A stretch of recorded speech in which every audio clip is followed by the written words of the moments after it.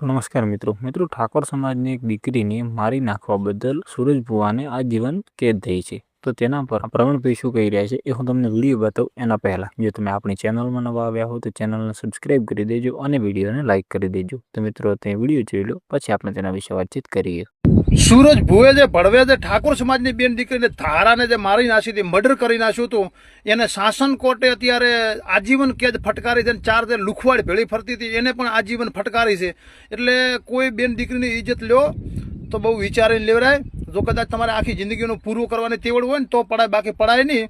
અને અત્યારે અમુક ઘણા લુખા એવા છે કે બેન દીકરીની પથારી ફેરવી મેલી દેતા હોય છે, પણ કીર્તિબેન તો કદાચ ત્યાંથી લડતી હતી કે આ ખોટો છે, સૂરજ ભુવો ખોટો છે એવું ઠેરથી લડતી। એને મારી નાખવાની ધમકી આ લીધી ભડુએ, પણ કશું એ થયું નહીં। અને શાસન કોર્ટે પોતાને આજીવન ફટકારી નાખી। 4 જે લુખા ભેગા ફરતા હતા ને એને પણ આજીવન ફટકારી દીધી છે। એટલે કોર્ટનું કામ કરી જતી હોય છે। જય માતાજી, જય ગોગા મહારાજ, જય ગોદરમાં।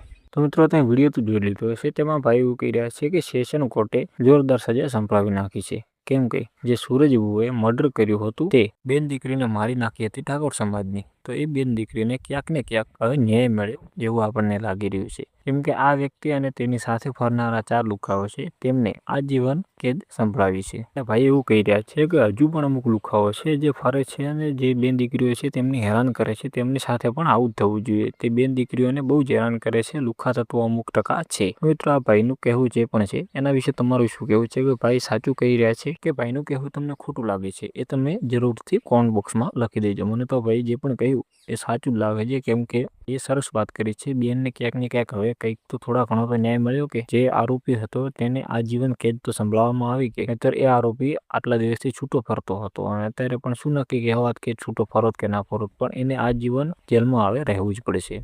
એના વિશે તમારે શું કહેવું છે એ તમે જરૂરથી કોમેન્ટ બોક્સમાં લખી દેજો। અને જો તમે આપણી ચેનલમાં નવા આવ્યા હો તો ચેનલને પણ સબસ્ક્રાઇબ કરી દેજો।